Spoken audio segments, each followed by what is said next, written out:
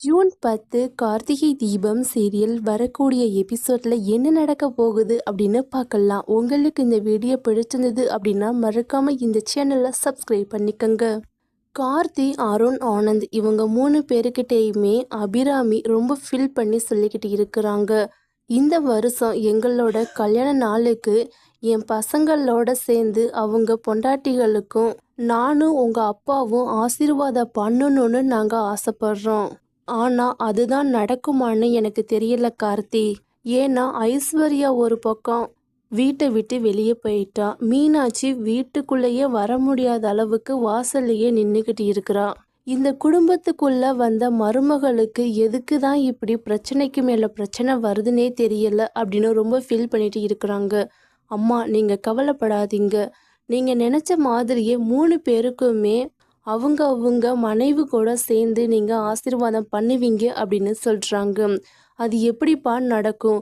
ஐஸ்வர்யாவை கூட மன்னிச்சு வீட்டுக்குள்ளே ஏற்றுட்டு கூட்டிகிட்டு வந்தாரலாம். ஆனால் மீனாட்சியை என்னப்பா பண்ணுறது அப்படின்னு அபிராமி கேட்குறாங்க.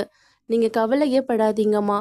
உங்களுடைய கல்யாண நாளுக்குள்ள மீனாட்சி அண்ணி கண்டிப்பாக இந்த வீட்டுக்குள்ளே வருவாங்க. அதுவும் ஆனந்தோட மனைவியா இந்த வீட்டுக்குள்ள அடி எடுத்து வச்சு வருவாங்க. அது சீக்கிரமாவே நடக்கும் அப்படின்னு சொல்றாங்க. ஆனந்துக்கு பயங்கரமா கோபம் வருது.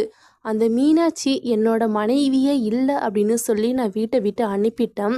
அவளும் நீ என்னோட புருஷனே இல்லைன்னு சொல்லி நான் கட்டின தாலியை கழட்டி எறிஞ்சிட்டு போயிட்டா. அப்படி இருக்கும்போது அவளை எப்படி நீ இந்த வீட்டுக்குள்ள மூத்த மருமக அப்படிங்கிற அங்கீகாரத்தை கொடுத்து கூட்டிட்டு வருவ அப்படின்னு கார்த்திகிட்ட சண்டை போடுறாங்க. அண்ணா, அதெல்லாம் நடக்கும். நீயே மீனாட்சி தான் என்னோட மனைவின்னு சொல்லி இந்த வீட்டுக்குள்ள அவங்கள கூட்டிட்டு வரியா இல்லையான்னு மட்டும் பாரு. அதை நான் நடத்தி காட்டுவேன் அப்படின்னு சொல்றாங்க. நீ என்ன பண்ணினாலும் சரி, இனி என்னோட லைஃபுக்குள்ள அந்த மீனாட்சி வரவே மாட்டா, வரவும் கூடாது அப்படின்னு கோபமா சொல்லிட்டு போயிடுறாங்க. அபிராமி மறுபடியும் கார்த்திகிட்ட ஃபீல் பண்ணுறாங்க. என்னப்பா கார்த்தி, நீ எவ்வளவோ எடுத்து சொல்லுற, ஆனால் ஆனந்து கொஞ்சம் கூட காது கொடுத்து கேட்க மாட்டேங்கிறான். நீ எப்படிப்பா மீனாட்சியை வீட்டுக்குள்ளே கூட்டிகிட்டு வருவ அப்படின்னு கேட்குறாங்க. அம்மா, அதெல்லாம் நடக்குமா? இந்த ரியா ரொம்ப ரொம்ப ரொம்ப தப்பான ஒரு பொண்ணாக இருக்கிறான். அவள் பண்ணிக்கிட்டு இருக்கிற ஃப்ராடுத்தனம் எல்லாமே ஆனந்துக்கு தெரிஞ்சிச்சுன்னா கண்டிப்பாக ஆனந்தே கழுத்தை பிடிச்சி வெளியே தள்ளிடுவான். அதுக்கப்புறமா நம்ம மீனாட்சி அண்ணி தான் இந்த வீட்டோட மூத்த மருமகளாக மறுபடியும் இந்த வீட்டுக்குள்ளே வருவாங்க அப்படின்னு கார்த்திக் சொல்கிறாங்க. மீனாட்சியை எப்படியாவது வீட்டுக்குள்ளே கூட்டிகிட்டு வரணும் அப்படிங்கிறதுக்காக கார்த்தி ரியாவுடைய நடவடிக்கை எல்லாத்தையுமே நோட் பண்ண ஆரம்பிக்கிறாங்க.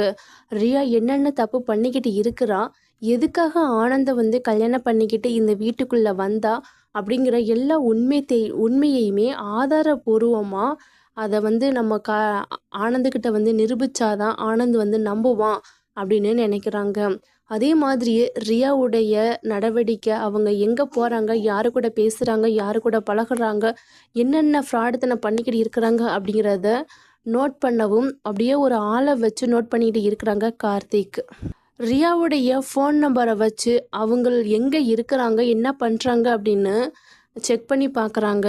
அவங்களுடைய ஃபோன் ஹிஸ்ட்ரியவே எடுத்து பார்க்குறாங்க. அவங்க யார் யார்கிட்ட கனெக்டில் இருக்கிறாங்க, அவங்க ஃப்ரெண்ட்ஸ் எல்லாம் யார் யார், அவங்க ஹஸ்பண்ட் யார் அப்படிங்கிற எல்லா உண்மையுமே இப்போ கார்த்திக் கொஞ்சம் கொஞ்சமாக கொண்டுட்டு வர்றாங்க.